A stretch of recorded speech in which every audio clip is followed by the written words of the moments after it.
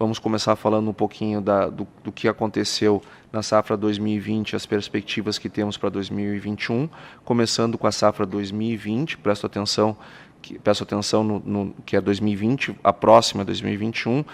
Vejam que os produtores em 2020 tentaram aumentar a área plantada, tentaram produzir mais, tentaram ter uma safra recorde, eles fizeram a sua parte. Isso fica muito claro e muito refletido no momento que eles ampliam a área plantada, sobretudo a área das culturas de inverno, utilizando melhor aquela área já dedicada à produção agropecuária gaúcha. Só que, infelizmente, nós tivemos uma perda muito grande da nossa produção, chegando na soja 39%, o milho passando de 26%, quase 27%, ao todo perdemos quase 24% da nossa safra, de acordo com o IBGE. Vejam que nós perdemos mais de 8 milhões de toneladas. 8 milhões de toneladas que nós perdemos porque não irrigamos, e não irrigamos porque não conseguimos. 8 milhões de toneladas que aos preços atuais ou aos preços médios de 2020 geram uma perda econômica para o estado do Rio Grande do Sul muito maior do que fora 2012 ou 2005. Nós deixamos de gerar crescimento, nós deixamos de gerar PIB e nós deixamos de gerar empregos. Empregos esses que dependem sim da economia, porque não estão com seu emprego garantido. A maior parte da população gaúcha não tem seu emprego garantido. E quando nós perdemos 8 milhões de toneladas, em boa medida por não podermos irrigar, como mostrou o Dr. Domingos, nós estamos botando fora empregos de pessoas que não têm uma estrutura de proteção estatal. Perdemos, portanto, uma quantidade que não tínhamos o direito de perder. Sem falar, evidentemente, na dor desses gaúchos e gaúchas que foram lá, botaram a melhor tecnologia, fizeram todo o possível para produzir mais, acreditaram no seu país, no seu estado, no seu município, no seu setor e tiveram a frustração de safra. A safra 21, nós esperamos um aumento de área plantada de 3%. Vejam que setor resiliente, vejam que setor que acredita em si mesmo, que acredita no seu negócio, que acredita no seu país. Vejam que diferença para o que a gente vê no ambiente econômico.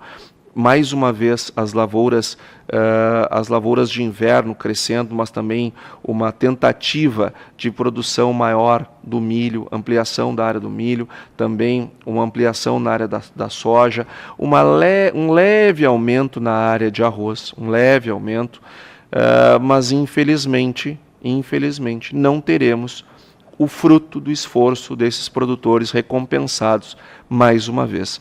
Não teremos uma safra recorde, que era o que se esperaria a partir de uma área plantada dessas, porque infelizmente nós perdemos de novo no milho. Mais uma vez nós perdemos. E notem que nós estamos perdendo no milho comparando com um ano que já foi bem menor do que o seu ano anterior, que era o 2019. Nós estamos perdendo em 21 em razão da comparação com 20, que já era menor em relação a 19. Nós vamos produzir em 21 um pouco mais da metade que tínhamos produzido em 19. E isso trava a nossa safra recorde. Além, evidentemente, do arroz, que mesmo com maior área, tem uma produção menor em razão da produtividade esperada para esse ano abaixo da do ano passado. Vejam o quanto a falta de irrigação é um problema para o nosso setor. Em compensação, nós temos um valor bruto da produção maior em 2020 e uma expectativa, como muito bem ressalta o presidente Gedeão sempre que pode, expectativa de um bom faturamento no ano que vem, se tivermos safra, se os preços se mantiverem nesses patamares no ano que vem. Também agora entrando na questão da pecuária de corte, nós tivemos um aumento nos abates de 26% em 2020. Nós temos acumulados até outubro, oficialmente, um aumento de 24%, ou seja, muitas vezes ouvimos uma queixa de que não tem animais para abater, pois nós estamos abatendo bem mais animais no ano de 2020, aqui dentro do estado do Rio Grande do Sul. E temos, sim, também um crescimento do valor bruto da produção, seja pelo maior número de animais abatidos, bem como por conta dos preços mais elevados. Vou entrar um pouquinho na questão do crédito. Vejam que nós temos, no ano de 2020, um aumento do valor tomado de custeio, uma queda na comercialização e um aumento geral do valor tomado de crédito em 2020. Só que eu quero chamar a atenção dos senhores e senhoras para o salto nos investimentos. Nós estamos aumentando em 32% os investimentos no estado do Rio Grande do Sul, no setor agropecuário. Qual setor investe assim neste estado ou neste país? Nós estamos investindo este ano o que o governo do estado leva cerca de 10 anos para investir, nós estamos investindo, só que não é em reposição disso ou daquilo, é em novos equipamentos, são novas tecnologias. Isto é uma clara demonstração do nosso setor de força, de pujança e de crença naquilo que nós estamos fazendo e na nossa competência e nossa competitividade dos homens e mulheres do campo, da nossa vocação que temos. Chama atenção também para um dado que o Dr. Domingos trouxe, que apesar de termos escasseado as linhas de investimento, não foi o caso da irrigação. Por que produtores que têm todo este ímpeto de investir no seu setor não investem em algo tão básico quanto a irrigação? E ao não fazê-lo, perdem volumes milionários de toneladas de grãos e que geram impactos bilionários de perdas econômicas. Por que nós não conseguimos investir em irrigação? O Dr. Domingos, muito bem, como de costume, respondeu. Nós precisamos vencer isto. Isto não é um problema do agro, isso é um problema da sociedade gaúcha, das pessoas que dependem das suas empresas e seus empregos do desenvolvimento econômico do nosso estado. Mas, em compensação, nós temos um número de contratos menor em custeio, em comercialização, por óbvio, foi um ano que não exigiu, mas nos números totais de tomadores de crédito, ou seja, nós estamos tendo mais volume de crédito concentrado em menos pessoas. O Brasil cresce menos do que todo mundo. Nós crescemos bem menos que os emergentes, bem menos que o mundo e menos que os países desenvolvidos, onde nós tínhamos obrigação de crescer acima. Nós estamos ficando para trás. O Brasil já está e se aprofunda no grupo de países que têm renda per capita abaixo da média mundial. Se nós pudéssemos dividir o mundo entre ricos e pobres, somente dessa forma, o Brasil estaria entre os pobres. Nós, se continuarmos fazendo as mesmas coisas, nós não podemos esperar mudanças. Por isso, a importância de que o presidente Gedeão, de maneira muito enfática, cobrou: nós precisamos fazer reformas. Nós não podemos esperar chegar num resultado diferente à medida que fazemos as mesmas coisas e vemos os países mudarem, evoluírem e focarem nas suas produtividades. O PIB brasileiro, nós estamos projetando uma queda esse ano de 4,39%. É bom lembrar que a projeção lá do início do ano era de quase 9% em média. O FMI mesmo veio com dados de quase 10% de queda para a economia brasileira, e fechar com uma queda de 4,39%, é evidente que não é nada para ser comemorado, mas não tenha dúvida, é bem melhor do que a expectativa inicial que se tinha para a economia brasileira. Para 2021, nós esperamos uma retomada em V da economia brasileira, um crescimento de 3,51%. O PIB estamos falando de Brasil, sempre lembrando. O PIB agropecuário brasileiro deve crescer esse ano 1,89% e ano que vem deve crescer 2,54%. Não estamos falando de agronegócio, estamos falando de PIB agropecuário. Vejam que é um setor que não caiu neste ano, diferente da indústria, que deve fechar esse ano com uma queda de 4,16%, e ano que vem ter uma recuperação, um crescimento de 4,12%, fazendo uma média dos 2 anos muito próxima de zero, né? Para o PIB dos serviços também uma queda de 5%, pouco mais de 5%, 5,07%, e ano que vem uma retomada de 3,16%, insuficiente ainda em 21 para recuperar o tombo de 2020.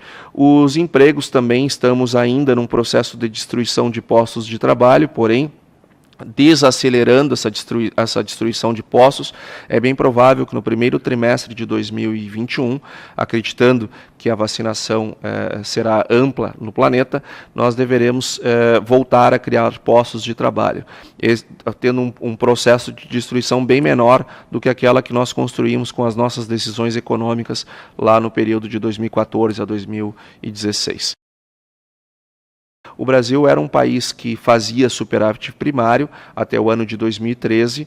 Esse superávit primário garantia uma estabilidade fiscal, por consequência também garantia uma estabilidade ao nosso país, porque nós mantínhamos a nossa dívida com baixo crescimento ou estável em relação ao nosso PIB. Só que, infelizmente, nós preparamos a máquina pública para gastar, e temos gerado déficits sequenciais desde 2014. Só que este ano é um ano especial. É um ano que, por conta da pandemia, as receitas federais, de janeiro a outubro deste ano, tiveram uma queda de quase 10%. Ou seja, o governo federal está arrecadando menos. Só que mesmo arrecadando menos, quando nós pegamos os gastos públicos que os países acompanhados pela OCDE realizaram em relação ao seu PIB, o Brasil perde apenas para Canadá e Japão. O Brasil está entre as nações do mundo que mais gastou de maneira adicional na pandemia, sobretudo com a sua economia, gastos na economia. Por isso, em boa medida, por conta deste gasto adicional, nós conseguimos ter um PIB ruim, mas melhor do que teria se nada tivesse sido feito. Quando nós acompanhamos o desempenho do varejo ao longo da pandemia, foi muito ruim o resultado do varejo. Mas quando nós recortamos do varejo apenas super e hipermercados, nós temos crescimento durante a pandemia. Ou seja, as pessoas pegam esse auxílio emergencial e elas não vão comprar charutos, nem ações da bolsa e nem vão trocar de terno. Essas pessoas vão comprar alimentos, sobretudo nos supermercados. Nós, setor do agropecuário, que estávamos pressionados pela pandemia, vendo países desenvolvidos e ricos faltando comida nas prateleiras e as pessoas se amontoando, esperando abrir um supermercado para ver o que teria para comprar. Isto aqui no Brasil não aconteceu, como muito bem ressaltou o nosso presidente. Não só não aconteceu com a pandemia, com mesmo uma injeção de quase 300 bilhões de reais na economia, nem assim faltou abastecimento para o povo brasileiro.